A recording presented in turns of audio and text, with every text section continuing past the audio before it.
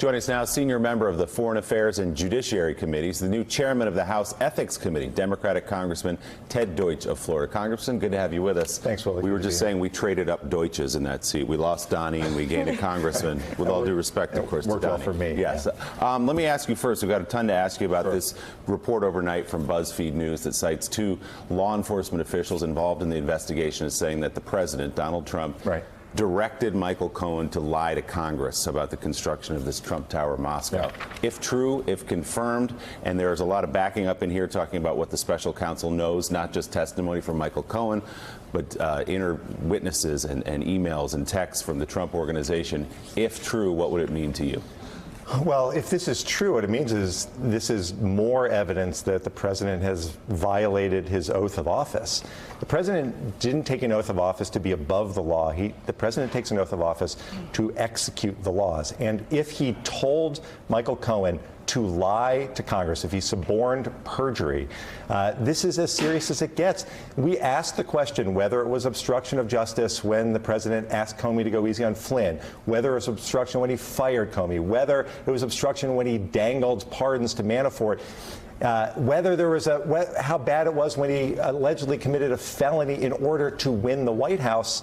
Well, this is more evidence. The House Judiciary Committee is now fully ready to start holding hearings to explore these issues so that, look, Mueller has a head start on this, but we have an obligation to do our job to determine exactly what happened here. You say this is as serious as it gets. Yes, it is. Does that mean impeachable?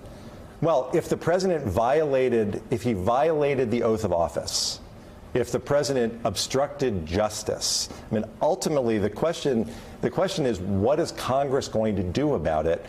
We have, and the follow-up question, which is the one that we've all been asking, is if it's clear that he broke the law, will there be Republicans who are willing to stand up for the Constitution and the oath of office that the president appears to have violated? That's the Republicans. Yeah. But if the Mueller report reveals what's reported here, that the president suborned perjury for Michael Cohen, he should be impeached? If the president of the United States, if this report is true, the president of the United States violated the law, if he told Michael Cohen to commit perjury, then certainly that's going to go into the whole discussion we have about whether or not the president should continue to be in office. That alone does not warrant impeachment? Well, what we have to realize is that alone is not all that we've got. That's why we keep saying, when we say we have to wait for the Mueller report, this is damning and it's terrible.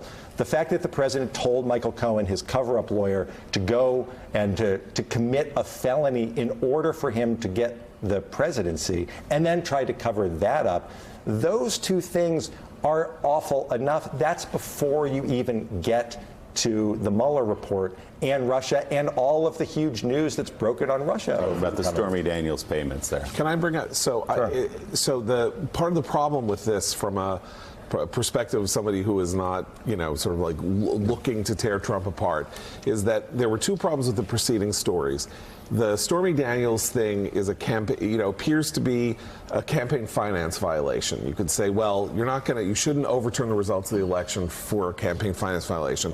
Comey fired, the president is within his constitutional authority to fire officials of the executive branch.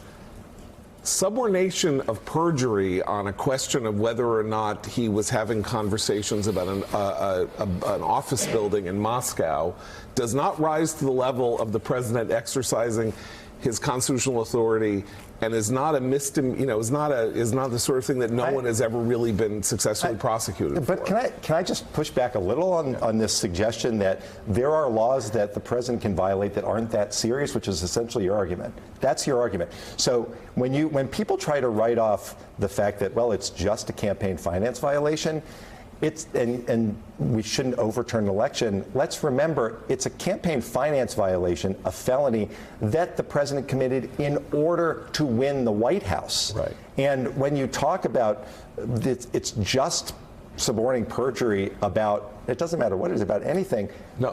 Shouldn't we expect the president of the United States not to tell the people who works for him to go into Congress and lie to the representatives? I'm just making a political argument. In other words, the Republicans have a strong case to make that you don't overturn the results of the election for a campaign finance violation. I don't know that anybody would have a good argument to make to say that the president is permitted to suborn perjury. Let's take a brief break from the I word, okay? You're on the Foreign Affairs Committee. Can you give us a read-in this morning, an accurate read-in this morning in our policy in Syria? We just lost 4 Americans a few days ago. I wish I could. You can't. I can't, and it's not for lack of trying. We have spent the past 2 years trying to understand what this president's policy, what the administration's policy is in Syria. And we're specifically told by the administration at a hearing just weeks ago. We were specifically told that we weren't going to quickly pull our troops out and risk having the Iranians and the Russians have their way in Syria.